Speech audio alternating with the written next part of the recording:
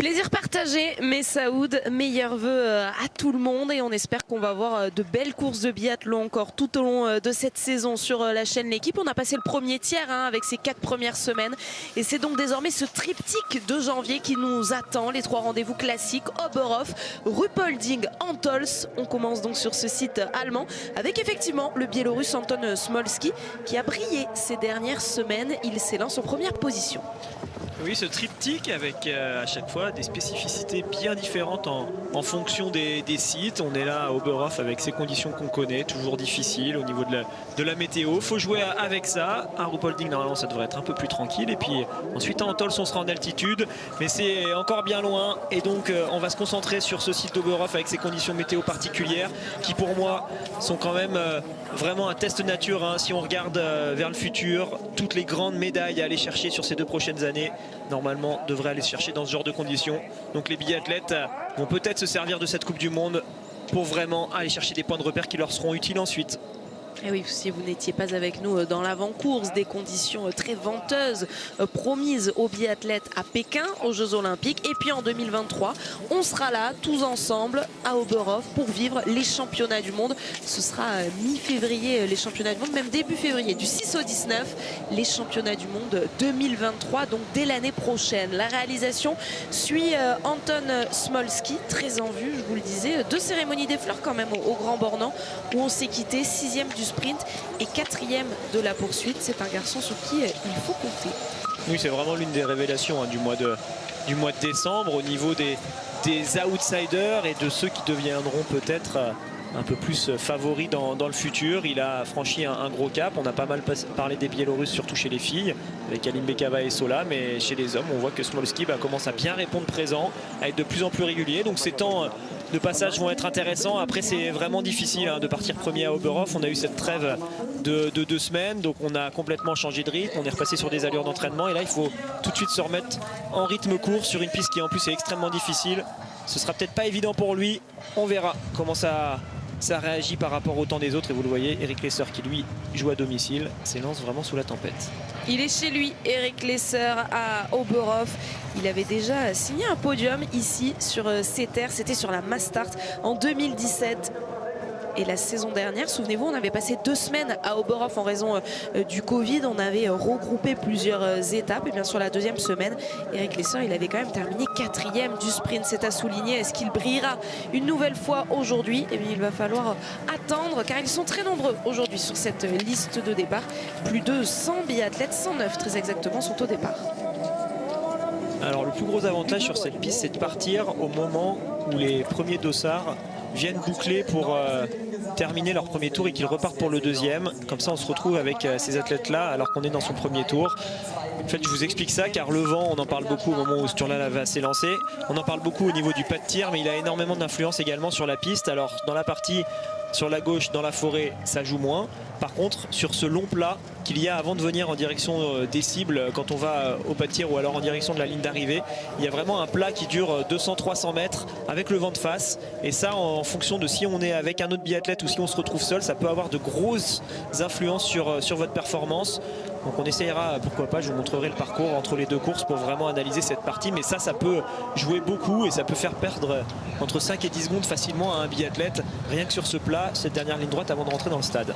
Et vous l'avez dit Alexis, entre les 2 courses, il y aura évidemment un sprint féminin juste après cette course masculine. Nous on garde l'antenne entre les 2 courses, le temps de débriefer et de vous présenter tous les enjeux de la course à suivre. Et puis le programme également à Oberhof cette semaine, je vous le donne, relais mixte et relais mixte simple au programme de demain.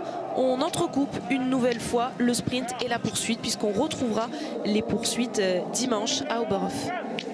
Ouais, toujours ce choix de la part de l'IBU d'alterner comme ça les courses qu'ils estiment plus visuelles avec d'autres qui sont peut-être moins visuelles ou plus longues. Enfin bref, en tout cas c'est ce programme que les biathlètes devront essayer de suivre et de digérer surtout pour arriver en forme sur toutes les courses. Alors pour l'instant c'est toujours les temps de Smolski sur les temps de passage. Je regarde en même temps moi sur mes intermédiaires. Eric Lesser est passé un peu plus vite de 2 secondes lorsqu'il est passé à 0,6 km.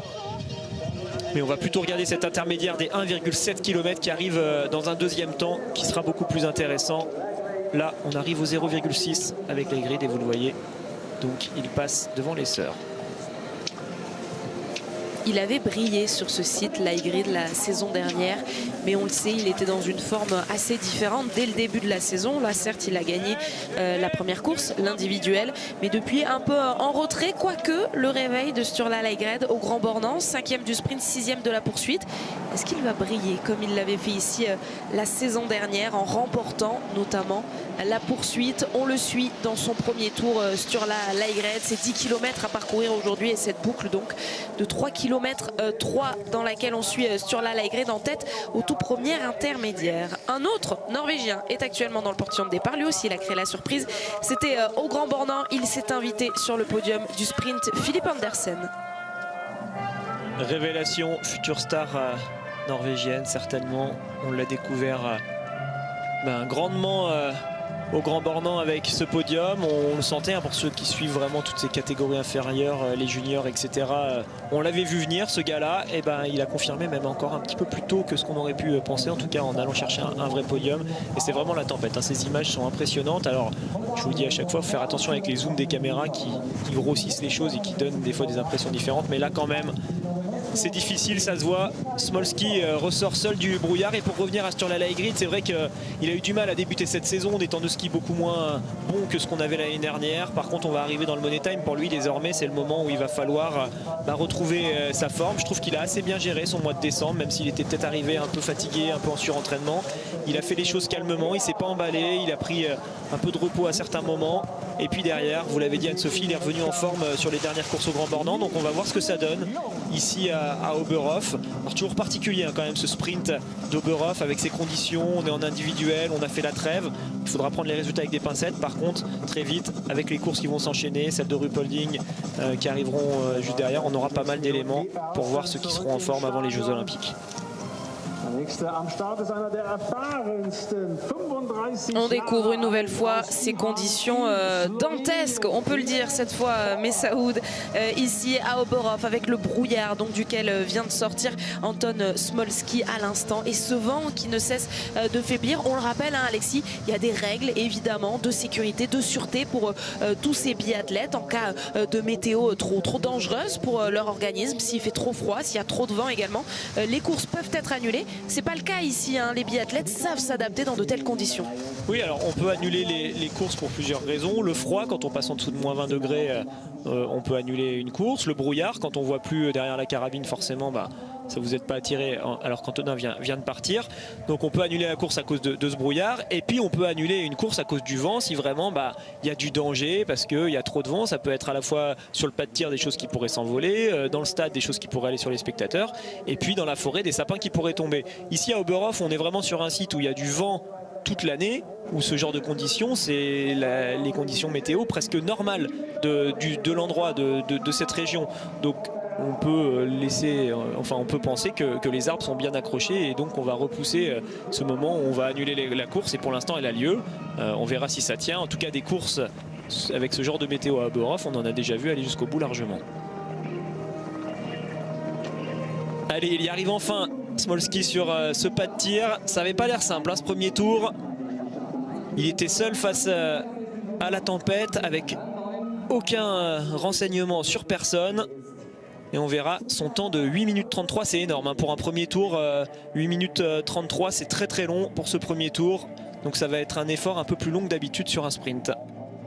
Et on va voir tout de suite également donc la réaction du Biélorusse face aux cibles. Avec ce vent, ces conditions très particulières à Oberhof. Les fanions bougent, mais Tanguy nous le disait tout à l'heure, c'est pas rafale et il peut y avoir parfois une accalmie qui permet de bien tirer. Ça commence bien pour l'instant pour le Biélorusse. Oui, alors je disais un temps très long au niveau du ski, parce qu'on arrive tout simplement sur des plats qui normalement vous permettent de vous reposer, où vous avez de la glisse avec du vent de face. Donc en fait vous avancez plus, c'est comme si vous vous retrouviez dans une montée. Vous êtes sur le plat, mais en fait vous allez à l'allure d'une montée et vous devez fournir l'effort que vous seriez normalement en train de mettre quand vous êtes dans une montée. Donc c'est très particulier. Il y aura un tour de pénalité, c'est un bon score je pense pour Smolski. On verra ce que ça donne sur les intermédiaires. Pour vous donner un peu des points de repère, Eric Lesser pour l'instant passe avec 8,4 secondes d'avance sur Smolski à l'intermédiaire des 2 km, enfin des 1,9. Lægreid lui est passé deuxième à cet intermédiaire là avec 2 secondes de retard sur sur l'Allemand et environ 6 secondes d'avance sur le Biélorusse qu'on a vu tirer.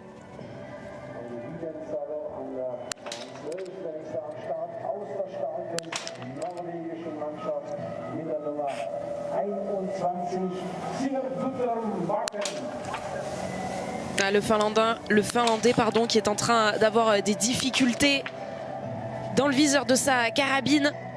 Oui, je le rappelle souvent, quand les conditions sont mauvaises, il faut bien fermer ce qu'on appelle les clapets. Vous le voyez, par exemple, au bout de la carabine, tout au bout du canon du Finlandais, là qu'on suit toujours, il y a une espèce de barre qui descend vers le bas, ça s'appelle un clapet. Ça vient recouvrir la bouche du canon et en même temps l'élément de visée au bout du canon. Ça permet d'éviter justement que de la neige rentre. Et il y a la même chose devant le viseur, là où il a son œil.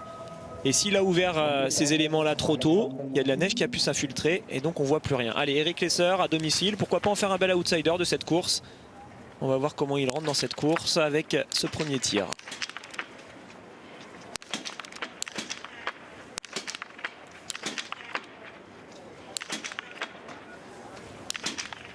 Une erreur pour Eric Lesser qui est à domicile. Il va donc aller sur l'anneau de pénalité, 150 mètres supplémentaires, mais il avait beaucoup d'avance à l'arrivée sur le pas de tir. Vous l'avez vu, Fabien Claude prend le départ. C'est le deuxième Français engagé, Fabien.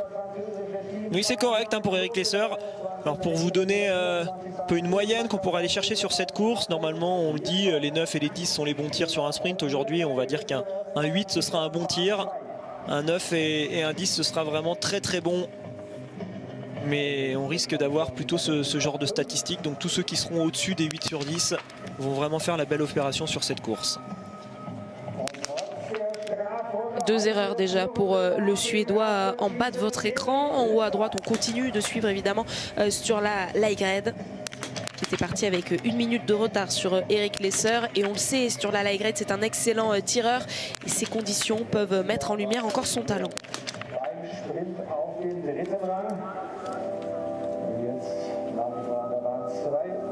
Alors vraiment là, pour ceux qui sont en train de regarder justement comment ça bouge au niveau de ses cheveux, au niveau de son dossard, on le voit, il y a du vent, c'est du vent en plus qui est légèrement rafaleux et c'est quand même un vent fort en moyenne, mais il y a de temps en temps des bourrasques qui sont un peu plus fortes.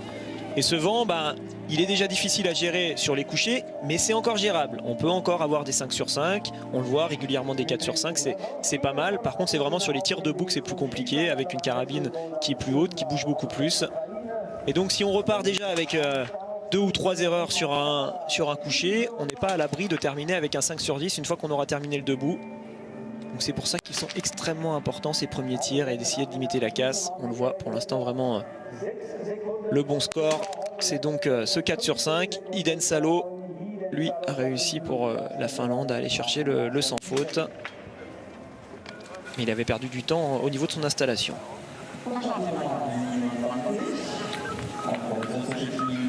Et dans quelques secondes maintenant, c'est Quentin Fillon-Maillet qui va prendre le départ.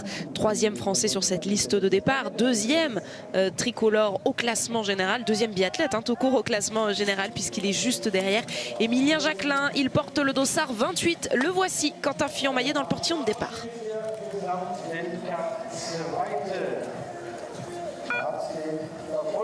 Alors vous l'entendez, ces bips qui vous permettent de vous préparer. Il y en a un à 15 secondes et après vous l'entendez, un bip différent pour les 5 dernières secondes. On a le droit de partir à plus 3 ou moins 3 secondes de ce dernier bip et c'est vraiment le portillon que les biathlètes viennent activer avec leur tibia qui va faire foi au niveau du chrono. Allez, c'est parti pour Quentin face à la tempête lui aussi.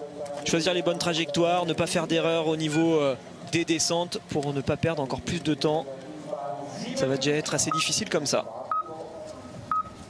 Ça y est, on est au début de ce groupe 2 où Quentin Fillon-Maillet a hérité donc du dossard 28 au début de ce groupe 2 dans lequel on va retrouver notamment le champion du monde en titre du sprint Martin Ponsiluoma, Johannes Bö, Émilien Jacquelin, Vetle Christiansen ou encore Sébastien Samuelsson, Tarjei Bø. Bref, beaucoup de gros noms qui vont s'enchaîner désormais au départ de ce sprint. Lui avec son dossard 12, il faisait bien partie du premier groupe. Philippe Andersen est sur le tapis pour son premier tir.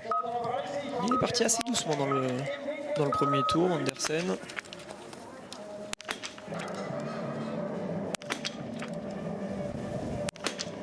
Mais il fait la bonne opération avec ce plein d'entrée.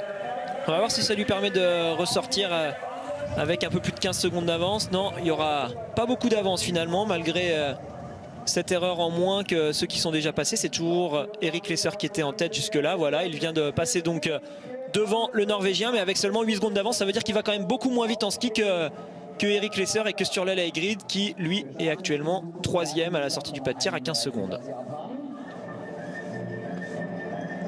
Et on retrouve ce classement donc à la sortie du premier tir. Philippe Andersen qui est bien en tête devant Eric Lesser. Sturla Lægreid est à 15 secondes.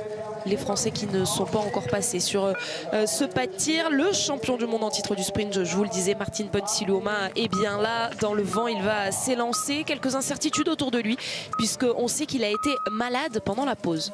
Un mois de décembre un peu particulier. Il y a eu un podium au moins. Il y a eu quelques courses intéressantes, mais sinon il a manqué un peu de régularité, donc on va voir comment il se comporte sur ce mois de janvier, comment il arrive à retrouver ses marques. Alors toujours normalement un excellent skieur, c'est plutôt sur le pas de tir qu'il a du mal. Clement Bauer, lui, s'est fait avoir et il a dû souffler également dans son viseur pour retrouver une bonne visibilité. Et on a beaucoup parlé de toutes les conditions, mais vous l'entendez également, hein, le silence règne avec cette course à huis clos, qui est là aussi toujours particulière pour les biathlètes. Quand on passe du Grand Bornand où c'était complètement bondé, une ambiance de folie, à un stade ici qui est complètement vide, forcément c'est des états émotionnels qui sont bien différents. Antonin vient de s'installer. Et on va suivre son tir évidemment en double fenêtre. La réalisation allemande nous montre Philippe Navrat avec son dossard numéro 34. Un peu d'animation dans le stade quand même avec le speaker. Mais effectivement, une course à huis clos, ce sera le cas tout au long de ce week-end. Ils nous mettent une petite musique classique en plus là pour mettre l'ambiance. Ouais, ça c'est dur pour Antonin, malheureusement. Là ça va faire beaucoup, 3 erreurs, je vous l'avais dit, hein, sur les couchers, repartir avec une erreur, ok. Mais par contre, quand il y en a 3 comme ça, ça fait déjà beaucoup malheureusement pour Antonin. Il va falloir maintenant se battre pour essayer d'aller au moins espérer faire la poursuite.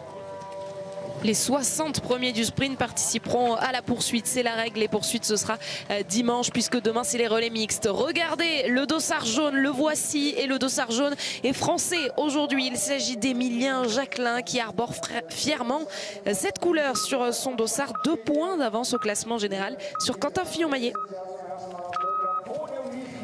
Leitner, petit gabarit qui peut être intéressant sur la course du jour.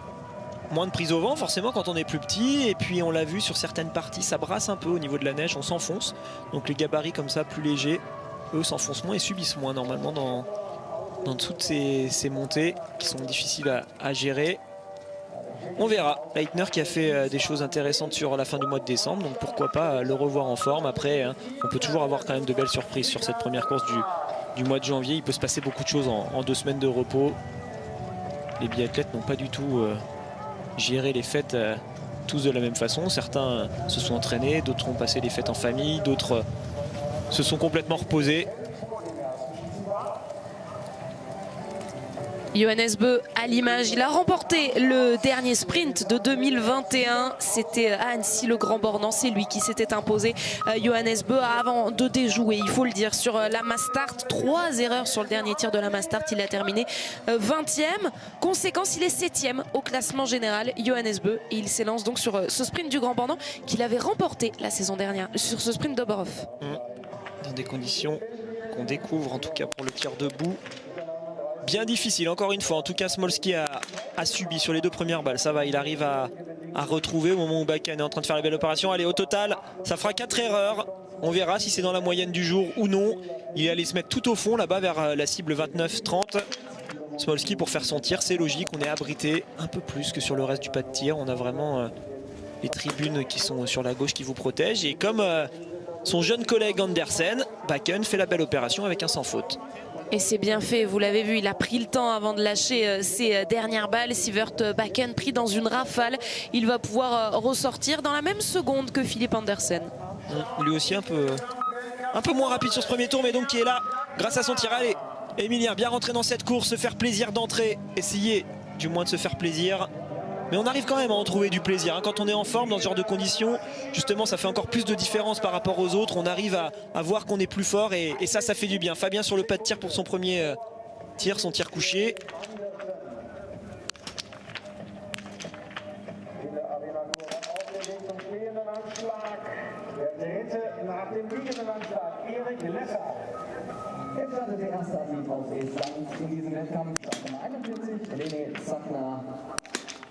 Là aussi, on l'a vu prendre le temps, tout comme Sivert Bakken avant lui, Fabien Claude avant de mettre ses dernières balles. Malheureusement, l'issue n'est pas la même. 2 tours de pénalité pour le Français. Eric Lesser. Et s'il allait le chercher ce 9, s'il est à 9, ce sera très très bien. Ça a l'air d'aller pour l'instant.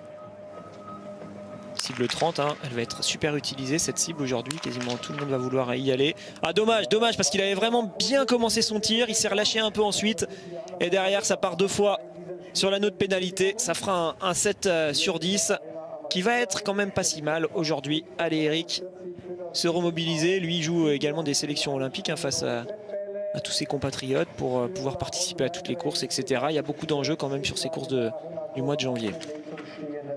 Le Russe Alexander Povarnitsin à l'image nous permet également de vous dire qu'Edouard Latipov ne participe pas à cette course. Lui aussi est russe et surtout c'est lui le leader de cette équipe russe, 5e au classement général. Malheureusement, Edouard Latipov a été testé positif au Covid et ne peut donc pas participer aux courses du week-end. Voilà, clairement il n'a pas de chance. Hein. Povarnitsin, il a commencé son tir avec une énorme rafale qui lui a remis de la neige en plus en pleine figure. Et c'est le moment où Sturla Laegrid est en train de tirer. Donc on va voir ce que ça donne pour le Norvégien. Ce sera 2 erreurs pour le Russe. Là il va falloir être ultra costaud parce que ça bouge. Ça souffle très fort actuellement sur le pas de tir. Pour l'instant il arrive à mettre toutes les balles, c'est incroyable. Ah, bravo. Et ultra costaud, il arrive à l'être. Sturla Laegrid 9 sur 10. Excellent score aujourd'hui derrière la carabine. Ouais, phénoménal. Franchement, aller chercher un 9 sur 10 là et surtout un 5 sur 5 debout dans ces conditions. Bravo à lui. Il envoie un signal fort quand même à ses adversaires. Hein. Si les conditions sont dures aux Jeux Olympiques, qu'il y a du vent, peut-être que c'est lui qui est le plus fort à ce petit jeu-là. Allez, maintenant il va falloir terminer le travail sur la piste. C'est encore loin d'être terminé hein, pour la gagne du jour. Par contre, quoi qu'il arrive, au niveau de son tir, ça fait un excellent score. Quentin, lui aussi se retrouve dans le vent.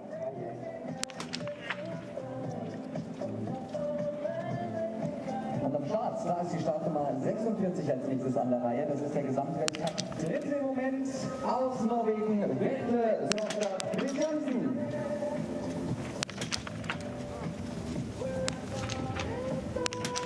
Quel combat de Quentin Fillon-Maillet derrière sa carabine. Les 4 dernières cibles ont bien basculé. Très belle réaction de sa part. Il a décidé de refaire quelques réglages sur sa hausse avant de lâcher la 2e balle. C'est parfait, ça lui permet de ressortir avec ce 4 sur 5. Il peut y croire à ce 9 sur 10 que vient de réussir sur la Laegrid. Et je regarde les temps du premier tour. Johannes est parti un petit peu plus vite que tout le monde là. Il remet pas mal de temps à Fabien à l'intermédiaire des 1,9 km. Il passe avec 7 secondes d'avance. 3 secondes sur Navrat. Johannes Kuhn, lui, était passé sur cet intermédiaire, 5e à 7,8 secondes. Donc il est bien dans le coup l'Allemand.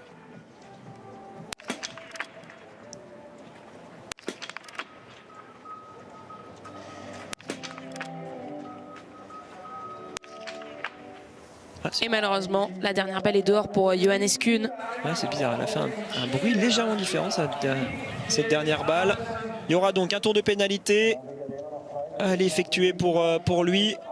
On va faire un petit point sur cette sortie du premier tir. Donc Bakken devant Andersen, devant Lesser. Mais clairement celui qui a mis la barre très haute actuellement, c'est Sturla Laegrid qui lui est ressorti à l'issue des 2 tirs avec ce 9 sur 10. Est-ce qu'Andersen va réussir à rester à son contact? Vous le voyez, il a quasiment plus aucune avance sur son compatriote alors, au moment où il arrive sur ce pas de tir.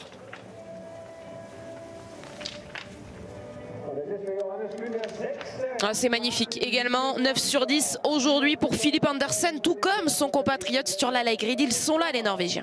Ils sont costauds pour l'instant. Alors il va ressortir normalement avec du retard sur la Laegrid. On regardera combien ça donne exactement. Ponsiluoma lui attaque de manière plutôt mauvaise ce sprint, ce premier tir. Il y a déjà 3 erreurs. Et ce sera donc le total de ces erreurs après ce premier tir. 3 tours de pénalité à effectuer pour Martin Ponsiluoma. Et l'objectif, comme vous l'avez dit tout à l'heure, Alexis, désormais est tout autre. Sauver la poursuite sur le deuxième tir, le tir debout, participer à cette poursuite, faire partie des 60 premiers. Ce sera également l'objectif d'Antonin Guigona. Si vous n'étiez pas avec nous au début de la course, lui aussi a commis 3 erreurs sur son premier tir. Alors Philippe Navrat est rentré avec 2 secondes d'avance sur Bakken lorsqu'il arrive sur le pas de tir. Il faut faire attention à ces temps intermédiaires. Là, on a vraiment les temps de référence qui sont calculés par rapport à Bakken. Par contre, on le sait, pour l'instant, celui qui fait la meilleure course sur l'ensemble des 2 tirs, c'est Sturla Laegred. Et donc, c'est bien par rapport à lui qu'on va regarder. Et là, clairement, Philippe Navrat, par rapport à Laegred, il était déjà limite avec ces 2 tours. Ça va coûter cher. Simon Détieux a pris le départ 1 minute après Sébastien Samuelsson qu'on a vu se préparer, courir dans le portillon de départ. Samuelsson, dossard 50. Simon Détieux, vous l'avez vu à l'image, est parti avec le dossard 52. On attend désormais le 6e et dernier français engagé dans cette liste de départ. C'est Éric Perrault qui lui porte le dossard 66 aujourd'hui. Et je parle beaucoup de Sturla sur cette course, mais en analysant les choses un peu de partout, on se rend compte qu'il skie pour l'instant assez vite. Si on compare par exemple à Quentin qui a le même tir que lui sur le coucher, Quentin est ressorti avec 10 secondes de retard sur Sturla. Donc même si Quentin a mis un peu plus de temps à tirer parce qu'il a réglé sa carabine, ça nous montre quand même que le Norvégien a l'air d'être plus rapide qu'au mois de décembre. On verra si ça tient jusqu'à la fin de ces 10 km parce que parfois on peut craquer dans le dernier tour. Mais il a l'air d'être quand même beaucoup mieux. Leitner lui aussi va partir au moins une fois à la faute dès ce coucher. Et Johannes arrive sur le pas de tir pour faire lui aussi son coucher. Une erreur pour Félix Leitner à la cible numéro 8. À la cible numéro 3, voici Johannes Bö.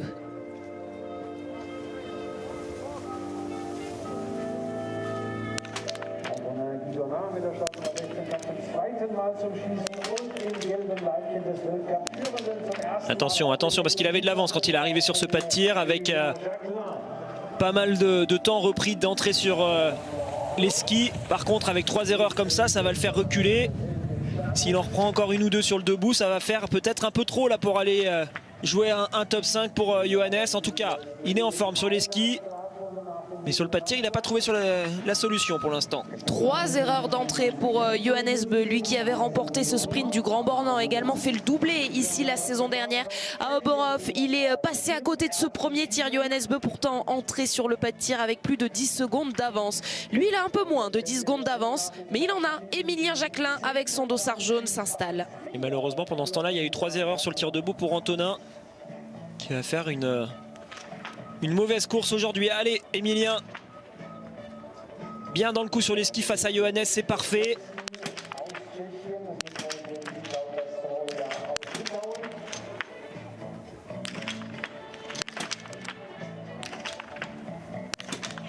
Et qui s'en sort nettement mieux que Johannes Bö. Allez, une erreur pour Émilien Jacquelin et toujours cet objectif donc du 9 sur 10 pour réaliser une grande course. 9 sur 10 aussi, c'est désormais l'objectif de Sivert Bakken. Bakken qui était rentré en tête sur ce pas de tir avec de l'avance sur Laegrid, mais il va partir 3 fois sur cet anneau de pénalité. Donc c'est Laegrid qui va rester en tête. Et très intéressant cette gestion de tir de la part d'Émilien. On voit pas mal de biathlètes qui sont assez lents au niveau de leur rythme de tir sur ses couchers. Ils essayent de vraiment s'appliquer. Émilien a mis un peu plus d'engagement, c'est sa façon de tirer, il a laissé parler le naturel et je trouve que c'est très bien, une belle gestion. Il vient de ressortir à l'instant de l'anneau de pénalité en tête.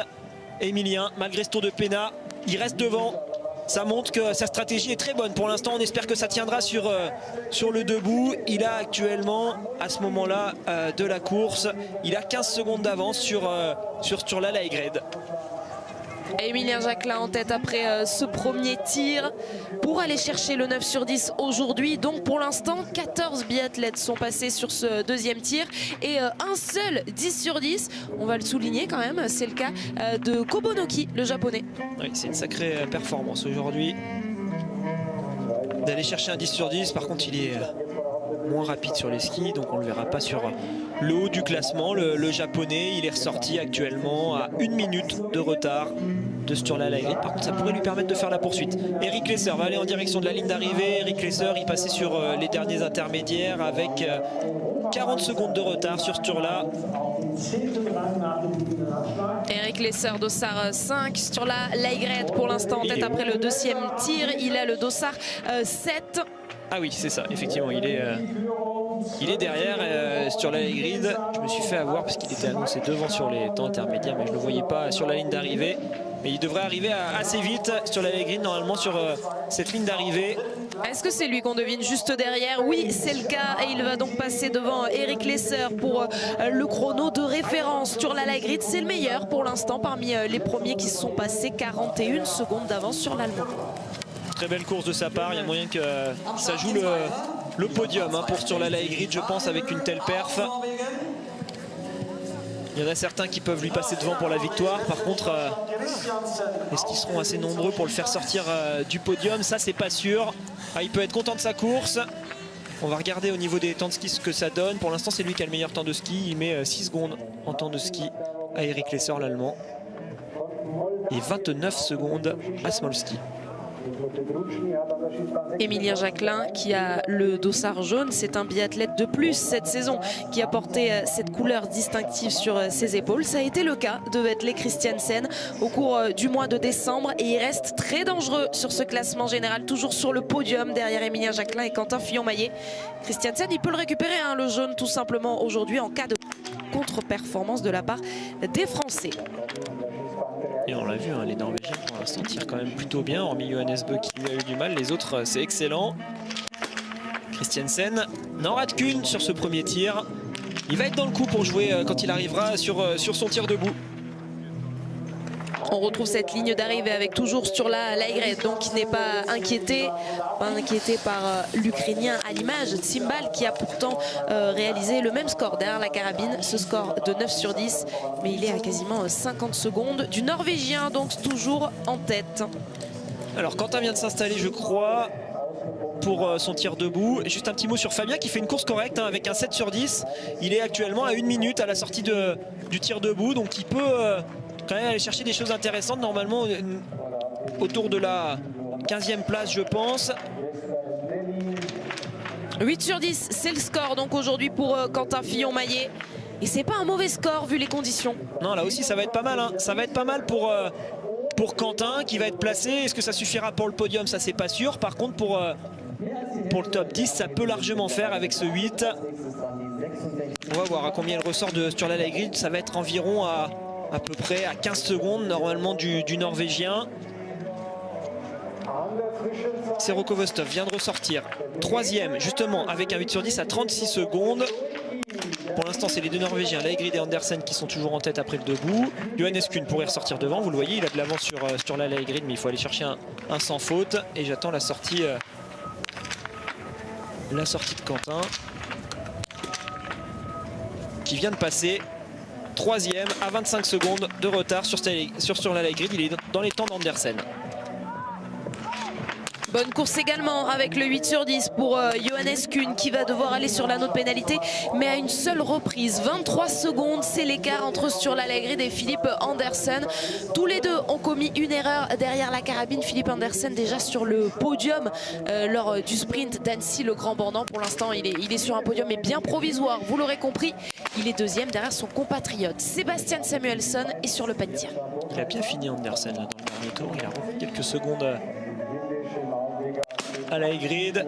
Samuelsson qui part d'entrée à la faute avec 2 tours. Allez, c'est là qu'il faut être costaud, rester mobilisé, se dire que avec un 8 sur 10, ça peut encore faire une belle course.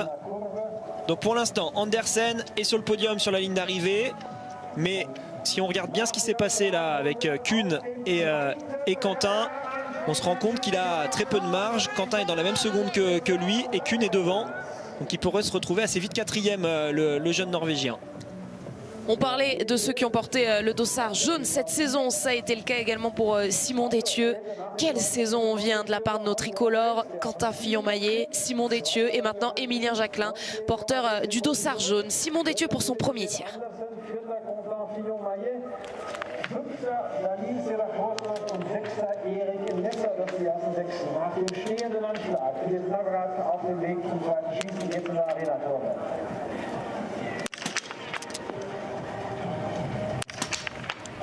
Elle est dehors, la dernière balle de Simon Détieux, malheureusement. Ah, c'est dommage, c'était bien fait jusque-là. Mais bon, là aussi, hein, 4 sur 5, on dit depuis le début, c'est bien pour le coucher. Il faudra se battre ensuite pour essayer de limiter la casse sur le tir debout. Bénédicte Doll arrive sur le pas de tir. Il en reste encore quelques-uns, les Allemands, il faut toujours se méfier d'eux hein, sur ces deux étapes allemandes. Ils préparent le rendez-vous forcément à domicile. Comme les Français avaient préparé le Grand Bornand, les Allemands, eux, ils préparent Oberhof et Ruhpolding. Ils sont rapides, comme souvent sur ce début du mois de janvier, ils sont rapides sur les skis. Ça se confirme. Navrat lui aussi est dans le coup pour jouer quelque chose. Dommage, il commence tout de suite avec une erreur. Il aurait pu ressortir à la bagarre avec Andersen, avec Kuhn et avec Quentin Fillon-Maillet. Bénédicte Doll dans le même temps sur son tir couché. Il a imité son compatriote Philippe Navrat puisqu'il a fait deux erreurs comme Philippe Navrat avant lui sur ce tir-là. Navrat qui passe totalement à côté toutefois du tir debout avec 3 fautes. Oui, ça change tout. Hein. On joue le podium et tout d'un coup on se retrouve à essayer de se battre pour être dans la poursuite. Allez, il y aura donc 3 tours à faire. Jake Brown qui faisait jusque-là une très belle course, malheureusement lui aussi va aller pas mal de fois sur cet anneau de pénalité. Et donc on va regarder ce qui se passe au moment où Loginov lui s'installe pour son tir couché. Ce qui se passe dans le dernier tour. Quentin et Kuhn sont toujours en train de se battre pour la 2e place. Ils ont réussi tous les deux à passer devant Andersen. Donc pour l'instant l'Allemand est 2e. Quentin lui est passé 3e. On va voir ce que ça donne à l'intermédiaire des 8,4 et des 8,6 km. Attention à Alexander Loginov qui réalise le plein d'entrée, qui va pouvoir ressortir sans aller sur l'anneau de pénalité. Le temps d'aller chercher le point intermédiaire de sortie de ce petit tir. Est-ce qu'il veut être en tête, Alexander Loginov? Eh bien oui, 8 secondes d'avance sur Émilien Jacquelin. Il est toujours redoutable dans ce genre de conditions. Ils sont là les Russes, hein. Seroko Vostov lui aussi vient de passer devant Andersen à 8,4 km. Il est 2e derrière Sturla Laegrid. Même si Latipov lui est condamné à rester dans sa chambre d'hôtel, les autres sur la piste ont l'air d'être plutôt pas mal. Alors c'est Johannes voilà, qu'on aperçoit au loin avec son dossard 38. Allez, pour lui, pas grand chose d'autre à aller chercher qu'un 5 sur 5, sinon ça va faire beaucoup d'erreurs.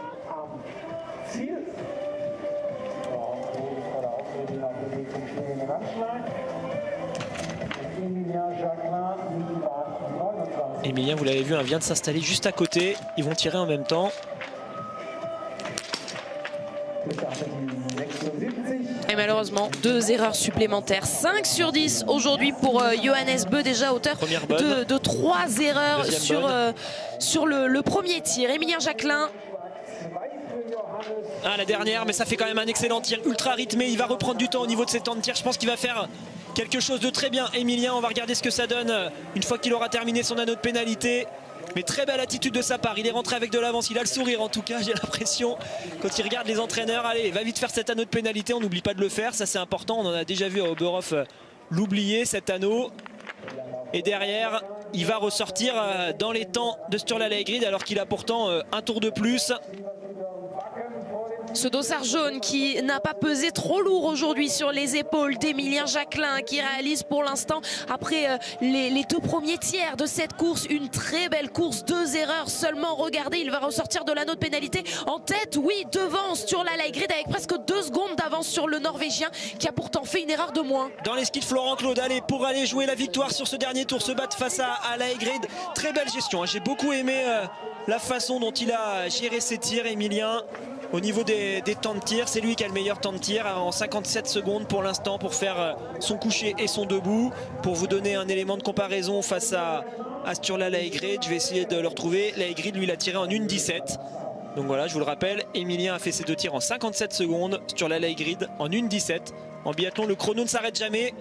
La stratégie d'Émilien, semble être assez intéressante. Pour l'instant, il reste en tête sur la Laigrid en attendant donc l'arrivée d'Emilien Jacquelin, un autre Français que l'on suit. Vous nous aviez prévenu, Alexis, hein, avec cette belle course de Fabien Claude. Malgré 3 erreurs, il se place pour l'instant dans le top 10 provisoire. Tariebeu est arrivé en tête et c'était même le pari d'Emilien Jacquelin il y a quelques jours au micro de Tanguy Kérouas. Malheureusement, Tarier va aller tourner 2 tours sur la note pénalité. Il était bien en forme, il était arrivé très fort. On a raté du coup la sortie de Johannes, son frère. Est-ce qu'il est passé? Est-ce qu'il a terminé tous ses zones de pénalité? Oui, il est ressorti 19e à 1,15. Bon, lui aussi hein, est bien dans le coup au niveau de ses temps de ski, peut terminer à 1 minute. Allez, Emilien, va pas falloir tergiverser car il y a quand même un bon temps de ski hein, pour sur la Laigrid. Pour l'instant, c'est toujours lui qui a le meilleur temps de ski parmi tous ceux qui sont arrivés. Donc il va pas falloir traîner là sur ce dernier tour. On va aller regarder justement son temps. Il a le 5e temps du dernier tour sur la Laigrid. Il a fait ce dernier tour en 8 minutes 12. L'intermédiaire, là, le 7.3. Regardez, ça se réduit. Il y avait 1 seconde 8 d'avance pour Emilien Jacquelin sur la Laigrid. Désormais, il y a moins d'1 seconde. Alors, il y en a dans tous les sens. Sirocco Vostov vient de passer 2e et il pourrait jouer le podium car Quentin pour l'instant est toujours derrière lui à l'intermédiaire des 8,6 km. Il a fini fort, le russe. Johannes Kuhn lui est en train de passer 2e, donc Quentin va arriver là. Il faut vraiment qu'il soit devant le russe. S'il est derrière le russe, il va se retrouver très vite 4e. Quentin, allez, ça va passer, ça c'est parfait. Il a bien fini dans le dernier kilomètre. Ah non, c'est pas lui. C'est pas Quentin là qui vient de couper la ligne d'arrivée. C'est Pogacar qui vient de passer cette ligne d'arrivée en 13e position. Là, Quentin Fillon-Maillet, le voici avec la bonne combinaison. Cette fois, et Quentin Fillon-Maillet, 3e devant Philippe Andersen. Derrière, c'est Rock Vostov. Ouais, donc ça risque d'être compliqué hein, pour rester sur le podium car Kuhn va arriver et va être devant normalement. Il a de la marge, l'Allemand. Hein, il joue presque avec sur la Laigrid. Attention à Christiansen qui va bien se replacer, qui va lui aussi faire une excellente course. On a Eric Perrault qui fait son premier tir en même temps. Là, vous le voyez avec sa cible qui nous est annoncée à droite. Et le voici avec son dossard 30, Johannes Kuhn, pour passer ou non devant Quentin Fillon-Maillet. Mais normalement il sera bien devant. Est-ce que ça va jouer par rapport à sur la Laigrid? C'est là qu'on va voir. Il y avait 10 secondes entre les deux sur le dernier intermédiaire. Il y aura un peu moins, mais c'est le Norvégien qui va rester devant. Et de pas grand chose, 3 secondes et demie pour Johannes Kuhn. Rock Vostov reste sur ce podium, sur cette position de siège éjectable. Johannes Kuhn, énorme course, donc 3 secondes et demie derrière sur la Laigrid. Ça c'est très prometteur pour les poursuites de dimanche. Ah, belle course hein, de l'Allemand là qui s'est bien arraché. Et c'est face à ces deux gars-là que va se battre Emilien dans le dernier tour. Pour l'instant, il est toujours devant, mais avec quasiment plus rien du tout sur la Laigrid. On l'attend à l'intermédiaire des 8,4 km, Emilien. Et malheureusement, vous l'avez vu hein, pour Eric, ça a mal commencé ce premier tir avec 3 fautes d'entrée. Bormolini, qui s'est mis en évidence plusieurs fois sur ce début de saison, là va faire une belle course avec ce 10 sur 10. Ça va clairement le placer. Énorme opération, 3e 10 sur 10 aujourd'hui dans des conditions exceptionnelles. Le premier c'était celui du japonais Kobonoki, je vous l'ai dit, et puis également René Zakna, l'estonien, a réalisé un sans faute. Vous le voyez, Bormolini donc qui ressort en 3e position sur le podium. Et Emilien vient de réaccélérer. Il était passé, il avait perdu du temps entre la sortie du pas de tir et le premier intermédiaire de ce dernier tour. Finalement là il passe avec une belle marge d'avance à 8,4 km sur la Laigrid. Il a 7,3 secondes d'avance sur le Norvégien. Il en a 22,3 sur l'Allemand. Ça va vite pour Emilien. 8,6 km, il vient de passer sur l'intermédiaire. C'est dommage, on le voit pas, mais en tout cas il est toujours en tête, toujours avec 7 secondes,3 d'avance. C'est le Français pour l'instant qui est en position d'aller la gagner cette course. Allez, il va falloir tenir maintenant sur ce final. Il est horrible le final ici. Donc on a d'abord un long plat descendant là où on prend quasiment pas de vitesse. On essaye de relancer, puis ensuite on va tourner. Et quand on tourne, on se retrouve face au vent. Il va falloir qu'il soit solide, Emilien, pour rester devant. Mais là on pourrait penser quand même qu'il va tenir hein. Il a presque 10 secondes d'avance sur ce tour-là, presque 25 secondes d'avance sur Kuhn, ça devrait le faire. Petite poussette de la part de l'Ukrainien qui est derrière lui, ça se fait comme ça hein, sur le sprint. Non, c'est même le Suédois, pas l'Ukrainien, c'est presque la même combinaison. Ça se fait comme ça quand on est derrière, on pousse légèrement celui qui est devant, ça permet en même temps de profiter de l'aspiration quand celui qui est devant réaccélère. Allez Emilien, il faut tout de suite se remettre en activité là. Dès qu'on attaque cette remontée en direction de la droite, et c'est là maintenant qu'il va falloir se battre jusqu'au bout pour aller chercher une victoire à Oberhof sur un sprint. C'est quelque chose de grand. Allez. Et réaliser le doublé donc après sa victoire sur la Mastart d'Annecy-le-Grand-Bornand, la dernière course de 2021, commencé 2022 comme il a terminé l'année précédente. Émilien Jacquelin pour remporter cette course et consolider donc par la même occasion son dossard jaune. C'est bien lui pour l'instant qui est en tête de ce classement général. Simon Détieux pour le 8 sur 10. Ils sont plus beaucoup à pouvoir se battre face à Emilien. On va attendre bien sûr le tir de Simon qui malheureusement va aller 2 fois de plus sur la note pénalité, mais surtout on va attendre Loginov qui lui pour l'instant peut jouer et repasser devant Emilien. Le Russe va arriver assez rapidement normalement sur ce pas de tir. Il a le dossard 56 et vous l'avez vu, c'était le 52 ou le 53 pour Simon. Et on va retrouver en même temps normalement Emilien qui va être dans la dernière ligne droite. Donc on va peut-être avoir les deux en double fenêtre. Allez, la victoire se joue à la fois sur la ligne d'arrivée avec Emilien qui est au bout de l'effort et Loginov qui est sur le pas de tir.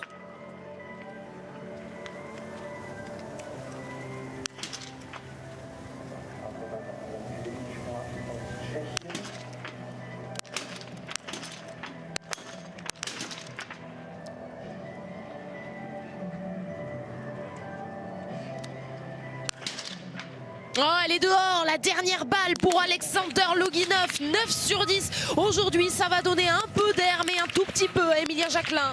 Oui, il va falloir qu'il ressorte. Alors on va le retrouver normalement Emilien sur cette ligne droite d'arrivée. Mais il va jouer le podium encore Loginov. On va voir si ça peut le faire face à Emilien. Ça va être limite. Il a encore un peu de marge, mais il va être là normalement sur ce podium. Allez Emilien, ça y est, il est là. Dernière ligne droite pour de bon. Elle est tellement longue cette dernière ligne droite que j'ai le temps de vous l'annoncer pendant des heures. Alors on n'arrive pas à le retrouver au niveau de la caméra. Voilà, ça y est, on l'a sur ce plan de face. Il lui reste 16 secondes pour aller couper la ligne d'arrivée. Et pour signer, pourquoi pas, la première victoire de sa carrière sur un sprint, Emilien Jacquelin sur ce format de référence. Le point levé en l'air, 8 secondes 6 d'avance sur Sturla Laigrid alors qu'il a fait une erreur supplémentaire. Emilien Jacquelin peut-être tient cette victoire. On l'espère, on lui souhaite en tout cas, mais c'est pas fini face à Loginov qui vient de ressortir à seulement 5 secondes 6 du français. Une fois qu'il a terminé cet anneau de pénalité qu'il vient d'effectuer. Bravo en tout cas Emilien. Un beau comportement avec ce dossard jaune, félicitations, superbe course qui fera normalement quoi qu'il arrive un podium. Pour l'instant sur ce podium il y a toujours sur la Laigrid Ekun, mais le Russe Loginov devrait venir changer tout ça alors que vous le voyez, hein, il est en train de récupérer. 1 minute 15, 15e position pour Johannes Bö. Quelle course aujourd'hui de la part d'Emilien Jacquelin. Aucun regret aujourd'hui pour le français alors qu'on suit Alexander Loginov. Oui, ça va être le match qu'on va suivre là pendant tout le dernier tour du Russe. Alors on va tout de suite avoir la tendance là à la sortie de ce premier intermédiaire. Il est quand même intéressant dans le dernier tour le premier intermédiaire car il est en haut de la grande montée. Vous le voyez, le Russe est en plein dedans. Il va falloir aller ensuite tout en haut à l'endroit où on fait la relance sur le plat pour avoir le chrono qui s'arrête et ça va passer avec peu de secondes de retard sur Emilien normalement. Alors Emilien avait ralenti sur cette partie, il a réaccéléré ensuite. Donc même si le Russe là, lui reprend du temps, on peut avoir l'espoir que derrière ça repenche en faveur du français. Et il est repassé devant. C'est le cas. C'est le cas, quasiment 3 secondes donc d'avance pour Alexander Loginov sur Emilien Jacquelin à ce moment précis de la course. Il va falloir donc patienter encore un peu. Est-ce que Emilien en a mis davantage pour rester devant le Russe dans cette fin de course? Emilien a perdu 5-6 secondes sur quasiment tous les favoris dans cette montée. Par contre, il leur a remis 7 secondes dans la partie qui arrive maintenant, donc c'est-à-dire la descente et puis toute la gestion un peu sinueuse là dans la forêt. C'est là que Loginov va devoir être bon s'il veut résister aux Français. Ensuite Emilien a quand même bien tenu, si je regarde les derniers intermédiaires, il est passé à 8,6 avec 7,3 secondes d'avance sur la Laigrid et il termine avec 8,6 secondes d'avance, donc ça veut dire qu'il n'a pas du tout craqué dans le dernier kilomètre. On verra lorsque Loginov va passer à 8,4 km c'est le temps qui nous intéressera. Et il peut terminer à 8 sur 10 Tarjei-Bø, pourquoi pas aller chercher un top 10.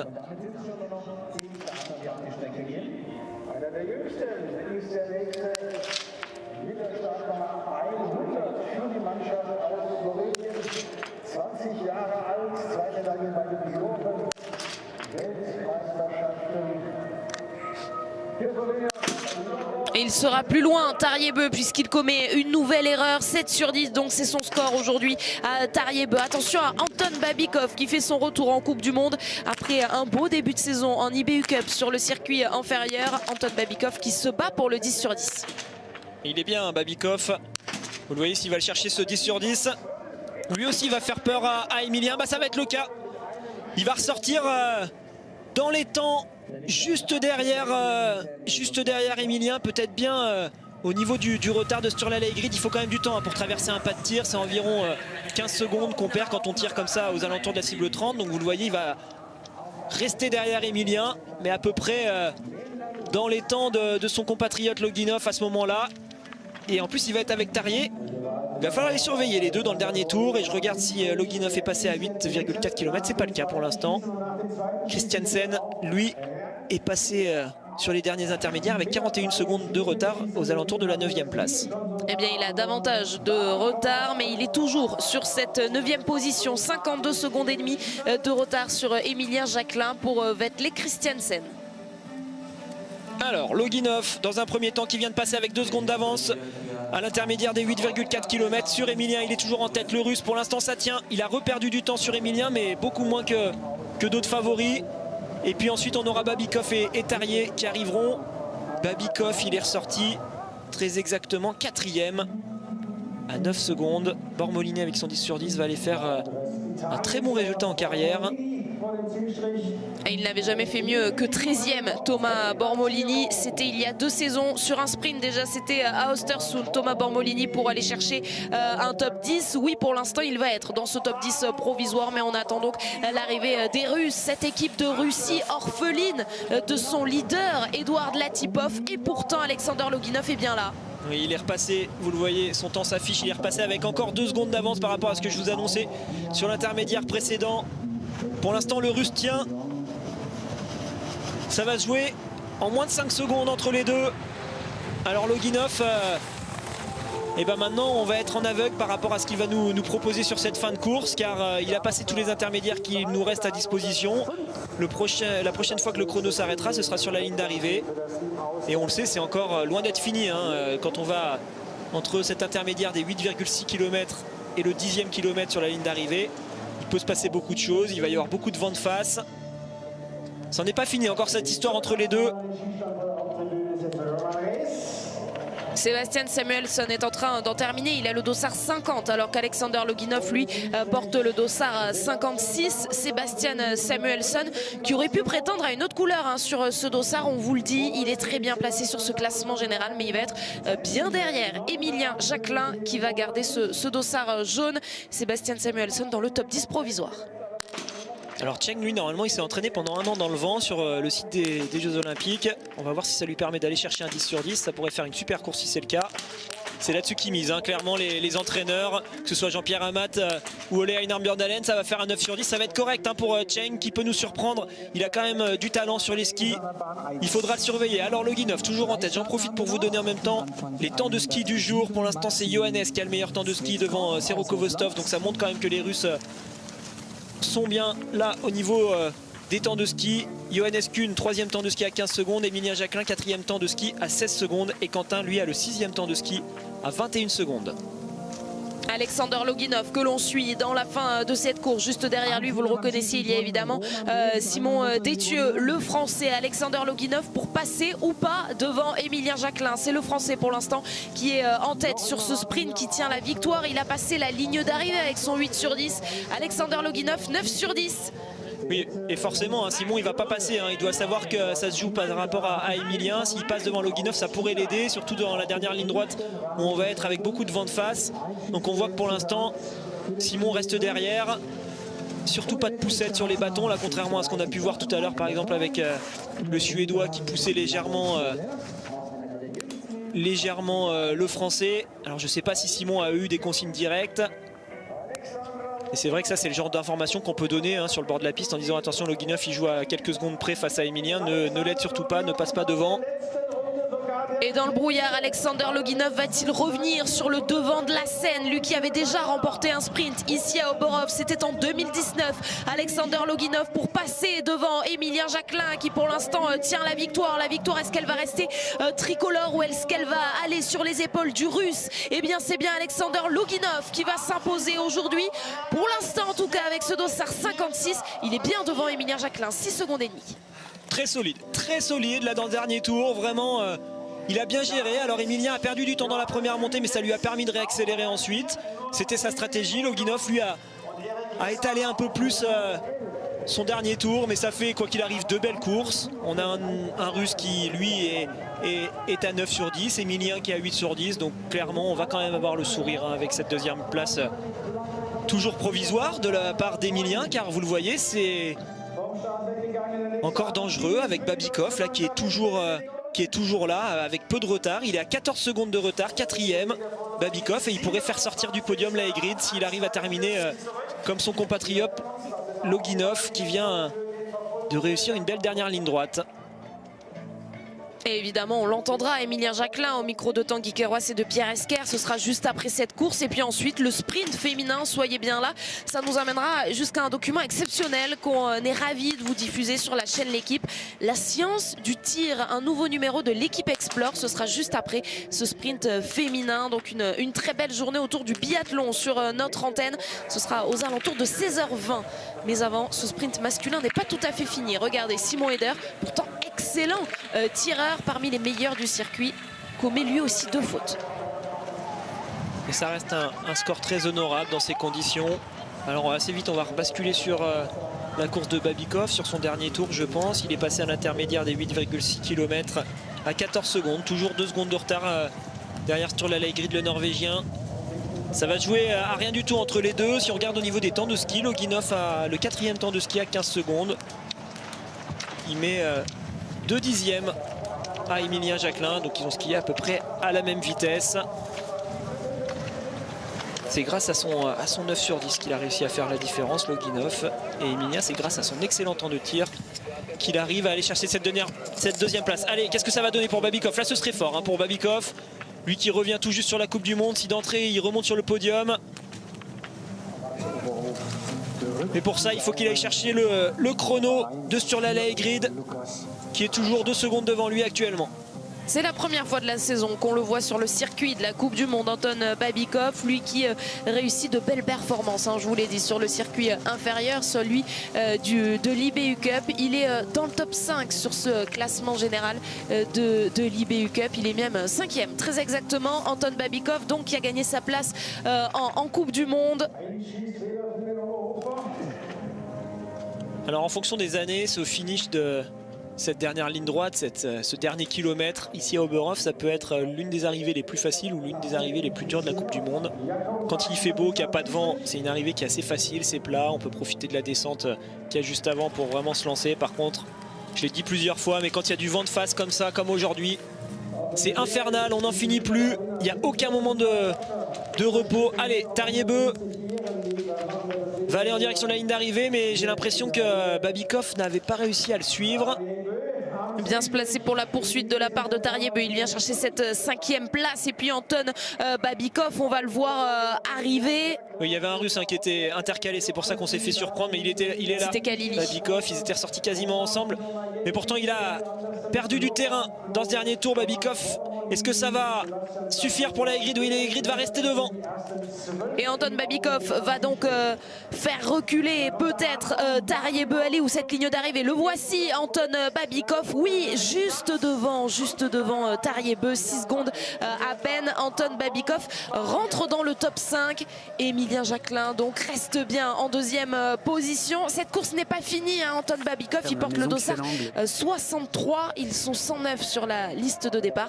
Alors soyez bien là. Juste après la pause, on se retrouve et pour vivre évidemment le podium d'Emilien Jacquelin. Tout de suite.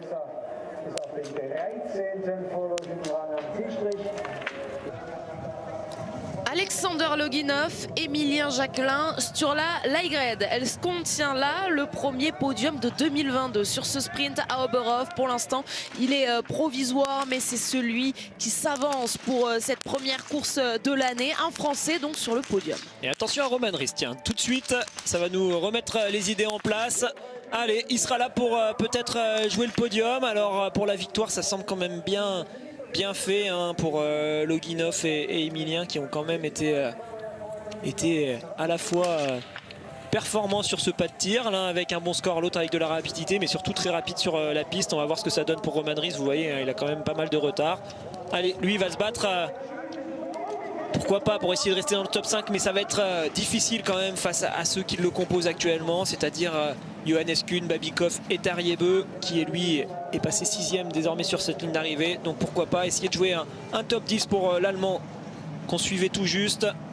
Si on fait un petit point sur ce qui s'est passé là ces dernières minutes, et ben on va quand même apprécier le bon résultat de Florent Claude qui est 10e pour l'instant sur la ligne d'arrivée avec un 9 sur 10 pour la Belgique, le frère de Fabien. Et puis pour la Chine, Cheng qui lui est 11e à 42 secondes.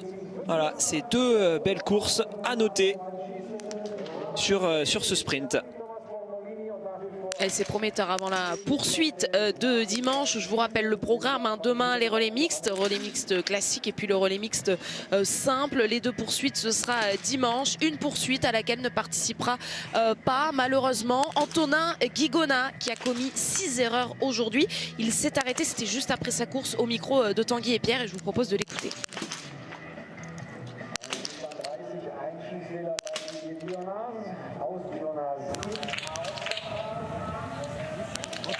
Le week-end commence à peine, mais avec 6 fautes aujourd'hui, on peut dire qu'il est quasiment déjà terminé.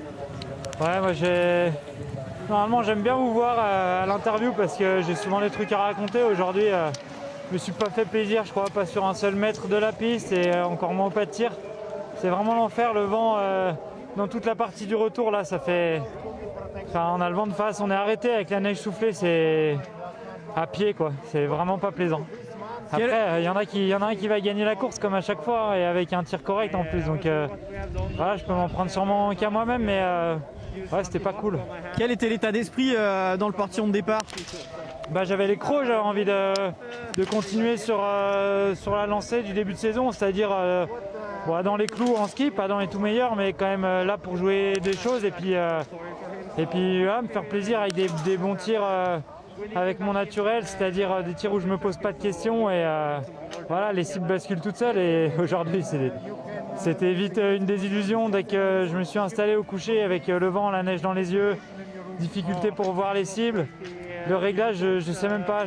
Patrick me dira où j'ai perdu mes balles, mais ouais, c'était catastrophique. Les trois qui s'échappent sont à droite. Il y en a 2 au centre et 3 à droite, il me semble. Ah, voilà, c'est dans le sens du vent. En m'installant, j'ai l'impression que j'ai un vent qui est à peu près celui de mon réglage, donc les 2 premières bascules ça paraît bien et voilà, je continue dans le même schéma pour les 3 dernières qui m'échappent, mais voilà.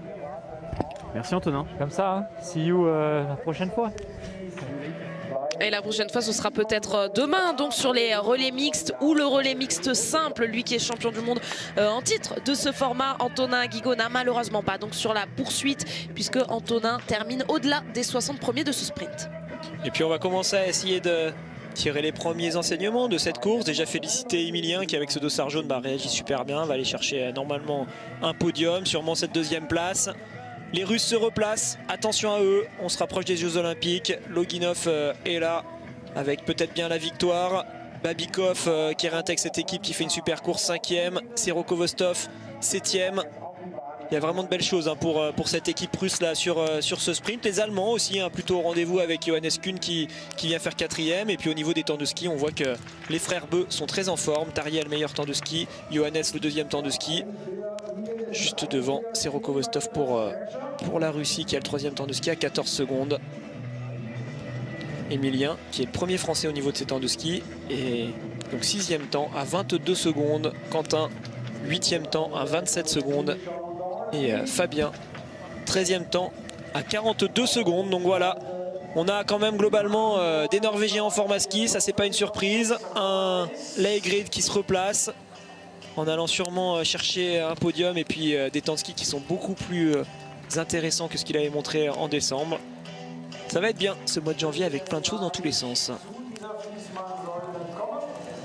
Et ça commencera également pour les filles ce mois de janvier. Dans quelques instants, on reste ensemble évidemment jusqu'à la fin de cette course, notamment la fin de course de Roman Ries, et on basculera sur le sprint féminin. Juste avant, l'équipe explore la science du tir, un document qu'on est ravi de diffuser sur la chaîne Équipe. Ce sera peu après 16 h, après le débrief du sprint féminin. Roman Ries justement avec son dossard 89, le voici à l'image. Il tient hein, toujours 5e pour l'instant, il est en train de faire reculer son compatriote Johannes Kuhn. Il reste devant, il est en train de faire un super dernier tour. Alors il va arriver dans le dernier kilomètre. Là, une fois qu'on a passé le virage qui vous emmène en direction de la droite, c'est vraiment là qu'il peut y avoir des différences, qu'il faut se battre jusqu'au bout. Mais bravo hein, aux deux outsiders quand même, si on peut les appeler comme ça, Ries et Babikov, qui aujourd'hui font de belles choses. Pourquoi pas un nouveau 10 sur 10? Là, ce serait une belle réussite pour Planko. Allez, il se replace, il essaie de reprendre un bel appui sur son bassin. Malheureusement, il a cassé peut-être un peu la belle dynamique qu'il avait avec ses 3 premières balles qui étaient bonnes. Il y aura donc un 8 sur 10 pour lui.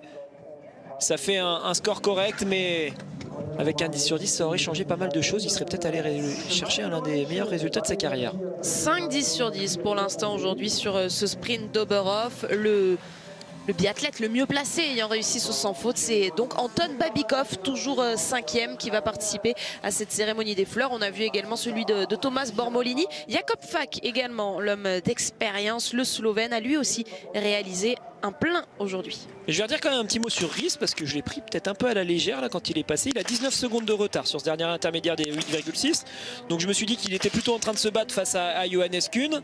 Mais quand on regarde bien, il n'est pas si loin que ça de Sturla Laegrid. Donc s'il s'énerve un peu là dans le dernier kilomètre et qu'il a encore de l'énergie pour terminer, ou si par exemple le vent faiblit, ça peut arriver, on le voit, le vent est un peu moins fort. Ça pourrait pourquoi pas permettre à l'Allemand de reprendre des secondes intéressantes, hein. Je vous le dis, hein, largement 5-10 secondes à perdre quand on a le vent de face dans cette dernière ligne droite ou non. L'Allemand pourrait pourquoi pas essayer de se battre pour passer dans un premier temps devant Babikov et dans un deuxième temps devant Laegrid.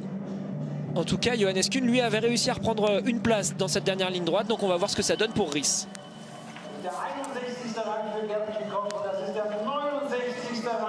On reste sur cette ligne d'arrivée. Donc en attendant l'Allemand Roman Ries, Alexander Loginov et Minir Jacquelin sur la Laegrid. Johannes Kuhn, Anton Babikov. Pour l'instant, il est là, ce top 5. Et le voici, ce dossard 89 de Roman Ries dans les derniers mètres avant d'aller chercher cette ligne d'arrivée. Allez là, la dernière ligne droite. Il doit couper la ligne d'arrivée avant plus 15 s'il veut être devant sur la Laegrid. Ouais, ça me paraît un peu juste quand même. Là, il est encore assez loin normalement. Il n'est pas encore dans les sapinettes, je ne crois pas. On les voit pas en tout cas, mais c'est vrai que c'est difficile avec ce brouillard pour Roman Ries. Du haut de ses 28 ans, ça y est, il entre maintenant dans ses sapinettes et effectivement il sera donc derrière Sturla Laegrid, mais peut-être devant Johannes Kuhn de rien. Johannes Kuhn va rester 4e, Roman Ries est derrière lui avec un peu plus d'1 seconde et demie de retard, et Anton Babikov donc rétrograde en 6e position. Bravo. Bravo Roman Ries qui fait là aussi une très belle course. On va avoir une poursuite intéressante. À un moment donné, on s'est dit qu'il allait y avoir pas mal d'écart sur cette poursuite. Finalement, ça va être assez serré avec des biathlètes intercalés un peu de partout. Emilien donc toujours 2e, ça c'est très chouette. Sturla qui tient toujours sur le podium. Tvetkov malheureusement qui était quand même bien dans le coup, hein, lui aussi pour jouer le top 6 comme ses deux compatriotes. Babikov et Loginov va aller sur la note pénalité pour au moins 1 minute 30. Est-ce que ça va être pour 2 minutes? Non, ce sera 1 minute 30 de perdu à peu près sur cette anneau de pénalité avec ces 3 tours à faire. Avec un 6 sur 10 donc aujourd'hui pour Maxime Tvetkov. Le meilleur russe, c'est donc assez logiquement Alexander Loginov, alors que le meilleur russe sur ce classement général avant cette course, c'était Edouard Latipov, 5e au classement général avant ce sprint, et qui a dû déclarer forfait en raison d'un test positif au Covid. Donc cette équipe russe orpheline, je vous le disais, de son meilleur élément, en tout cas depuis le début de la saison, mais qui peut compter sur son homme d'expérience Alexander Loginov et sur un revenant, Anton Babikov, qui a perfé sur le circuit inférieur sur l'IBU Cup et qui va s'inviter dans cette cérémonie des fleurs. 2 Russes, 2 Allemands, un Norvégien et un Français. Oui, c'est vrai que c'est particulier, hein, tous ces tests là, pour ces biathlètes. C'est pas passé pour Latipov, mais on voit que le reste de l'équipe est en forme. Donc on sait, hein, il me semble que les Russes ont essayé de faire changer la procédure, enfin de refaire faire un test pour que Latipov puisse être débloqué. Finalement, ça n'a pas fonctionné. Donc on suivra ça un petit peu plus tard pour voir l'évolution sur ce mois de janvier avec cette équipe russe. Nouveau détour par la zone mixte. Emilien Jacquelin est avec vous, Tanguy Kérois et Pierre Esquer. Oui, Emilien qui va monter sur le podium, battu uniquement par Loginov avec 8 sur 10. C'est une très belle opération aujourd'hui. Ouais, c'est une très belle opération. Je ne m'attendais pas à ce que le 8 sur 10 paye autant. Tirant à 8, je savais que voilà, ça allait faire partie des bons scores du jour, mais je pensais que certains autres leaders aussi allaient m'accompagner avec ce score, voire avec de meilleurs tirs. Personnellement, voilà, le tir couché, je ne vais pas dire j'ai eu de la chance, mais en tout cas, voilà, les conditions étaient assez stables, comme celles que j'ai eues lors des essais de tir. Ça m'a permis du coup d'attaquer mon tir. Je l'attaque un petit peu trop, voire beaucoup trop sur cette deuxième balle. Derrière, je me reprends, donc je suis satisfait de cette manière-là de tirer. Et sur le tir debout derrière, voilà, je me retrouve entre Félix Leitner et Johannes Bö, qui avaient l'air de subir un petit peu leur tir, d'être sur la défensive. Et donc je me suis dit que j'avais pas envie de subir le tir et que, comme on dit chez nous, la meilleure défense c'est l'attaque. Alors c'était une attaque pas dans le but de tirer vite ou de prendre des risques, mais voilà, être dans l'instant présent. Et lorsque je sentais que c'était le bon moment de lâcher ma balle, je le faisais sans aucune arrière-pensée. La dernière balle est dehors malheureusement, donc c'est des petites erreurs. Il y avait moyen d'aller chercher le 10 sur 10 aujourd'hui, mais voilà, je suis quand même très satisfait de ce que je mets en place derrière la carabine, encore une fois. Ouais, parce que vous tirez en 57 secondes, je crois, aujourd'hui sur la live grid. Il est en 1 minute 17 avec une faute de moins, mais finalement, la note pénalité, le temps de la note pénalité, il est sur le pas de tir, quoi. La note pénalité, il peut se gommer. C'est le genre de conditions où il y a deux manières de voir les choses. C'est soit on s'accroche comme sur un individuel, chaque balle compte énormément et on essaie de donner notre maximum, quitte à perdre du temps sur le pas de tir.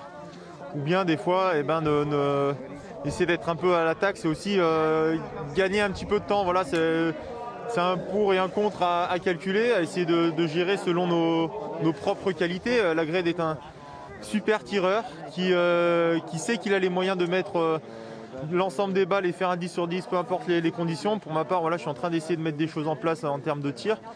Et je ne me sentais pas encore capable de vraiment poser mon tir. Donc voilà, aujourd'hui ça va dans ma faveur. Sur Orphizen par exemple, c'est moi qui avais tiré très lentement et ça me faisait sortir du podium. Donc c'est un apprentissage aussi. Et en vue des Jeux Olympiques qui se passeront dans des conditions sûrement extrêmes en termes de vent, voilà, c'est aussi ce genre de courses qui permettent de voir aussi qu'est-ce qui vaut le plus le coup. Vous m'aviez dit il y a 2 jours, le dossard jaune, j'y penserai pas pendant la course, ce sera simplement une cerise sur le gâteau à l'arrivée. Aujourd'hui, il y a 2 cerises sur le gâteau parce qu'il y a le dossard rouge qui vous revient. Ouais, j'étais conscient des enjeux du jour, de pouvoir prendre le maillot rouge, de garder ce maillot jaune avec Quentin qui était seulement à 2 points derrière moi, mais je savais aussi que le meilleur moyen en tout cas de parvenir à ces objectifs, c'était de ne pas y penser et rester focalisé sur l'instant présent et sur ma course. Donc aujourd'hui j'étais très heureux de porter ce maillot jaune, mais on va dire que mon esprit et mon cœur en tout cas étaient plus portés sur le fait de prendre des repères, d'essayer de mettre des choses en place sur les skis comme au tir. Et ça reste seulement une incidence,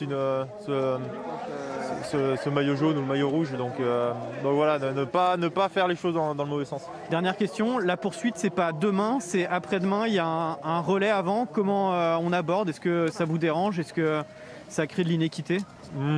Est-ce que ça crée une inéquité? Je sais pas. Est-ce que ça me dérange? oui et non, c'est sûr que je préférais courir directement la poursuite. Après voilà, c'est bien aussi de sortir de notre zone de confort, de faire les choses un petit peu différemment. Après voilà, je ne vais pas dire qu'on est bête et méchant, mais on nous dit demain c'est single mix ou relais mix, d'accord. Est-ce qu'on a le choix finalement? Est-ce qu'on peut leur dire non? Non. Donc voilà, on fait avec. Merci Emilien, on attend de savoir alors si vous serez sur l'un ou sur l'autre demain. Voilà. Le suspense reste entier, donc est-ce qu'Emilien Jacquelin, on le verra demain sur la chaîne L'équipe? En tout cas on le verra bien dimanche, très bien placé avec toujours ce dossard jaune de leader du classement général, et il l'a dit, mais ça il va falloir attendre Ruhpolding la semaine prochaine. Également la couleur rouge sur son dossard puisqu'il devient le leader de ce format du sprint. Et oui, c'est là où on verra ces petites courses, l'influence qu'elles ont, parce qu'on va rentrer dans ce mois de janvier qui va aussi être le mois des impasses, où certains biathlètes vont choisir de faire des impasses pour arriver avec un peu plus de fraîcheur aux Jeux Olympiques, et il faut bien choisir à quel moment on évite, on fait sauter une course. Est-ce qu'on fait sauter une date de Coupe du Monde complète? Ça peut être le cas sur certains qui ont annoncé qu'ils seront absents à Ruhpolding ou à Antholz par exemple, mais ça peut être aussi en faisant sauter les relais par exemple, qui n'ont pas d'influence sur le classement général individuel. Donc voilà, il y aura des petits choix à faire, chacun sa stratégie, et on verra ce que ça donne pour les Français. En tout cas aujourd'hui Emilien, il a fait une course de dossard jaune très bien géré, deuxième. Il a joué avec sa stratégie, c'est ce qu'il a expliqué, deux stratégies sur le pas de tir quand il y a du vent comme ça. Soit on décide de s'accrocher pour essayer de mettre toutes les balles et d'éviter la note pénalité, ou soit on décide d'éviter de perdre trop de temps au niveau de son temps de tir. Et ben Emilien a réussi assez bien à assembler les deux. Une erreur sur chaque tir, finalement ça fait 2 tirs corrects. Une belle rapidité au niveau de l'exécution. Il a le 10e temps de tir global en 57 secondes. Donc c'est, je trouve, un bel équilibre qu'il a trouvé Emilien aujourd'hui, avec cette belle course de dossard jaune qu'il va donc consolider encore un peu plus. Meilleur tricolore sur cette ligne d'arrivée, Emilien Jacquelin. Quentin Fillon-Maillet, lui, 9e. Et puis un autre biathlète français fait une belle course. Il s'agit de Fabien Claude avec son 7 sur 10, 23e. Il s'est arrêté au micro de Tanguy et de Pierre juste après sa course. Fabien, les conditions sont difficiles, mais on le disait avant la course, c'est presque une répétition générale avant ce qui vous attend peut-être aux Jeux Olympiques. C'est comme ça que vous avez abordé la course? Ouais, c'est sûr. Hier c'était conditions parfaites, aujourd'hui on savait que ça allait être compliqué. Fallait le voir pour le croire sur la piste, parce qu'il y a des endroits, normalement on est en chousse et là on était limite en pas de montée, donc ouais non c'était hyper dur, que ce soit en ski au niveau du tir aussi, et malheureusement coucher ça pardonne pas quand on gère un peu moins bien le vent, tout de suite ça devient compliqué, donc voilà, c'est ce qui m'est arrivé. J'ai contribué un peu les 2 dernières. Voilà, c'est des décisions sur le moment qui sont peut-être pas justes. Après voilà, ce sera mieux la prochaine, on va dire. Compte tenu des conditions, on se dit qu'un 7 sur 10, 2 fautes sur le coucher, 1 faute sur le debout, c'est la bonne moyenne presque. Ouais, c'est sûr, un jour comme aujourd'hui, on le sait dès les essais, hein, on le sait que c'est une course qui est hyper ouverte. Aujourd'hui avec 8, voire avec 9, on peut aller sur la boîte. Avec 9, ça peut jouer la gagne, on le voit, tous les favoris qui tirent à 8, ils arrivent à jouer. Donc non, on va dire que je suis quand même déçu, parce que forcément, quand il y a des ouvertures comme ça, s'il y en a qui arrivent à le faire, je devrais aussi réussir à le faire. Donc je me pénalise sur le coucher, j'ai plutôt bien réagi debout parce que c'était pas encore fait. Et j'en ai un peu marre de dire vivement la prochaine, donc je vais essayer de tout faire pour que ça rentre, quoi. Merci Fabien. On croise les doigts pour Fabien Claude pour la suite de cette semaine à Oberhof. Le débrief, le podium avec Emilien Jacquelin qui va monter sur ce podium de sprint à Oberhof. C'est toujours le meilleur biathlète du moment sur le circuit. Restez bien avec nous, courte pause, le débrief et on basculera sur le sprint femme cette fois-ci. À tout de suite.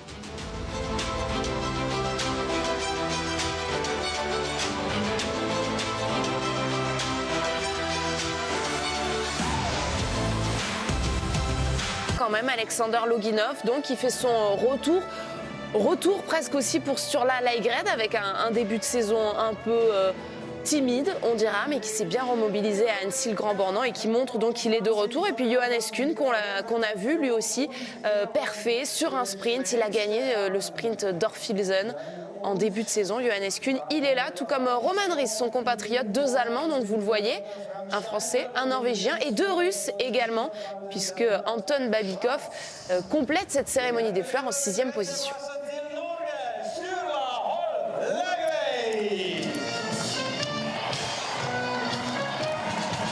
C'est quelle musique ça, Vincent?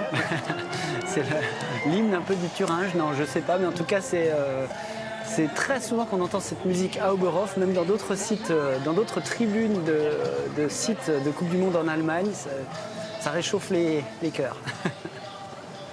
Ça réchauffe le cœur de Sur-la-Lagrède qui fait une belle opération, Anne-Sophie. Et bis repetita pour lui. Déjà à Oberhof, la saison dernière, il avait terminé 3e du premier sprint. Alors souvenez-vous, il y en avait eu 2 parce qu'on avait regroupé les deux sprints. Et une nouvelle fois, donc il termine 3e derrière Émilien Jacquelin. Ah, il ne faut pas se tromper de sens.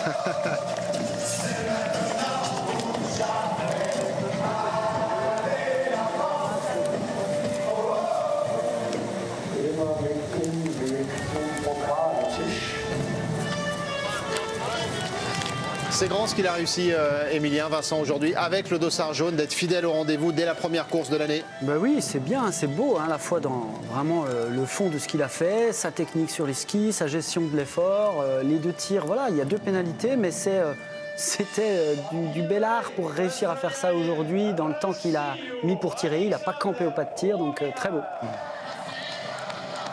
Et il portait le dossard 40 comme en 2020 où il avait également terminé 2e derrière un certain Martin Fourcade ici à Oberhof. Dossard 40 donc pour Émilien Jacquelin et puis le 56 pour Alexander Loginov. On a donc dû attendre l'arrivée du Russe pour savoir si Émilien allait garder la première place et la victoire. Elle est donc pour Alexander Loginov. Cette victoire, lui qui n'avait plus gagné depuis Antols 2021. Vous voyez, une période de l'année qui lui réussit plutôt bien. C'était sur un individuel. Il avait tiré à 20 sur 20. Aujourd'hui, 9 sur 10. Vous l'aurez compris, on l'a bien vu tout au long de la course. Les bons tireurs, dont fait partie également Sur-la-Lagrède notamment, ont marqué de précieux points sur ce sprint d'Oberhof.